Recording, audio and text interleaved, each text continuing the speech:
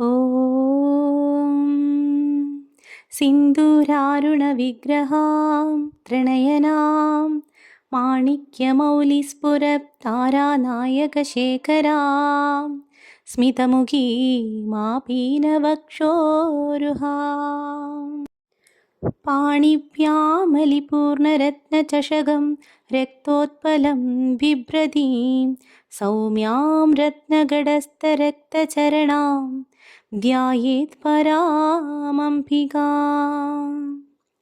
ധ്യായേത് പദ്മാസനസ്ഥാം. അമ്മേ നാരായണ. ശബ്ദത്തിന് ചെറിയൊരു പ്രശ്നമുണ്ട്, കഫക്കെട്ടിൻ്റെ ഒക്കെ പ്രശ്നമാണ്, കുഴപ്പമില്ല, സംസാരിക്കാം.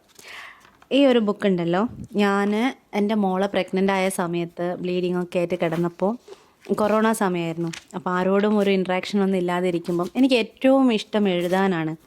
എഴുതുക, പാട്ട് പാടുക, വെറുതെ ഇങ്ങനെ പാടുക, അതൊക്കെ. അപ്പോൾ അങ്ങനെ എഴുതിയൊരു ബുക്കാണിത് കേട്ടോ. ഇപ്പോൾ ഈ കാണുന്നതൊക്കെ ലളിതാ സഹസ്രനാമങ്ങളാണ്. അപ്പോൾ അന്ന് മുതൽ എന്നല്ല, മൂകാംബിക ക്ഷേത്രത്തിൽ പോകാൻ വേണ്ടിയിട്ട് അത്രയധികം ആഗ്രഹിച്ച് കാത്തിരുന്നിട്ടാണ് ഞാൻ ആ മണ്ണിൽ കാല് കുത്തിയത്.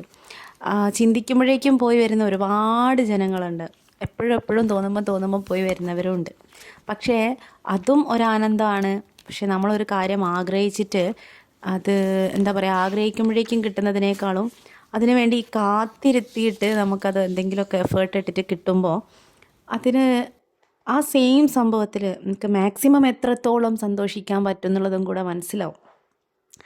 ഇതിപ്പോൾ ഞാൻ ഈ യാത്രയാണ് കാണിക്കുന്നത്.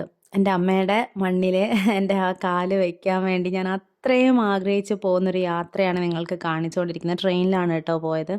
പക്ഷേ എനിക്ക് അവിടെ പോകുന്നതോ അല്ലെ അവിടെ നിന്ന് എനിക്ക് അനുഭവത്തിൽ വന്നിട്ടുള്ള അവിസ്മരണീയമായ മുഹൂർത്തങ്ങളോ ഒന്നും എനിക്ക് വാക്കുകൊണ്ട് പറയാൻ പറ്റുന്നില്ല. ഇതിനൊരു വോയിസ് ഓവർ അങ്ങനെ കൊടുക്കാൻ എനിക്കെന്തോ സാധിക്കുന്നില്ല. നിങ്ങൾ എന്നോട് ക്ഷമിക്കട്ടോ.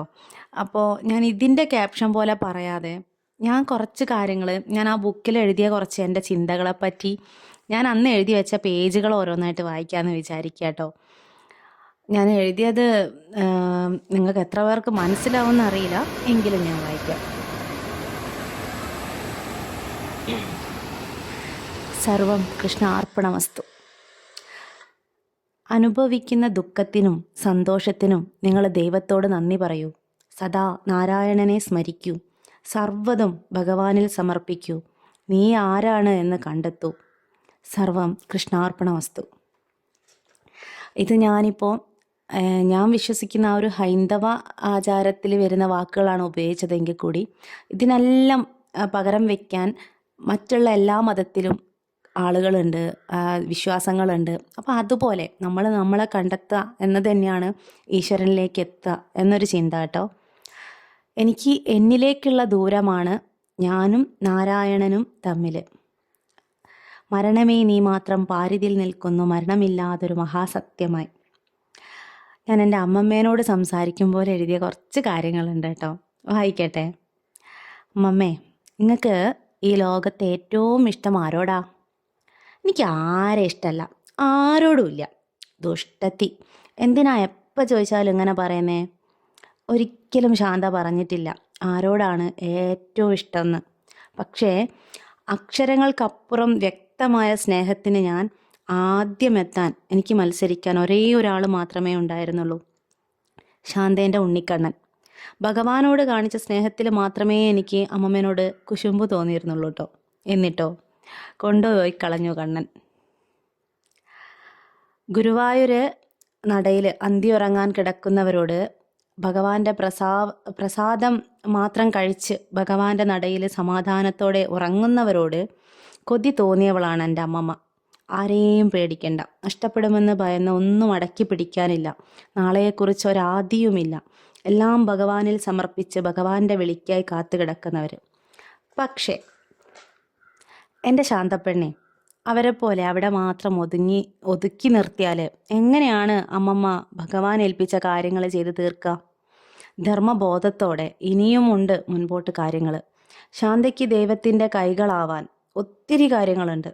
എവിടെ ഇരുന്നാലും മനസ്സിലുണ്ടാവുമെന്ന് ഉറപ്പുള്ളവരെ ഭഗവാൻ അവിടെ ഒരിക്കലും പിടിച്ചു നിർത്തുന്നില്ല. എന്നിട്ടും എന്തായി? ഭഗവാനിലേക്ക് തന്നെ പോയില്ലേ? സർവം കൃഷ്ണാർപ്പണമസ്തു. മാറാവ്യാധി ശരീരത്തെ ബാധിച്ചപ്പോഴും മരണം വരെ മനസ്സതറിഞ്ഞില്ല, അറിയിച്ചിട്ടുമില്ല. പതിയെ പതിയെ സകലതും മറന്നു, സ്നേഹിക്കാൻ പോലും മറന്നു. മറ്റെന്തിനേക്കാളും ആഗ്രഹിച്ചതിനു വേണ്ടി സ്വന്തം പുത്രൻ്റെ സ്നേഹത്തിനു വേണ്ടി വിലപിച്ചു. കരഞ്ഞ് കരഞ്ഞ് ഒരായുസ് മുഴുവൻ ആശിച്ചത് ഇനി കിട്ടില്ല മനസ്സിലാക്കുന്ന അവസാന നിമിഷങ്ങളിൽ മനസ്സ് പിന്നെ ഏറ്റവും വെറുക്കുന്നതും അത് തന്നെയാവും. അതൊരിക്കലും വെറുപ്പല്ല, വേദനയുടെ തീവ്രതയാണ്. കണ്ണുകളടയുമ്പോൾ കണ്ടത് ആരെയാവും?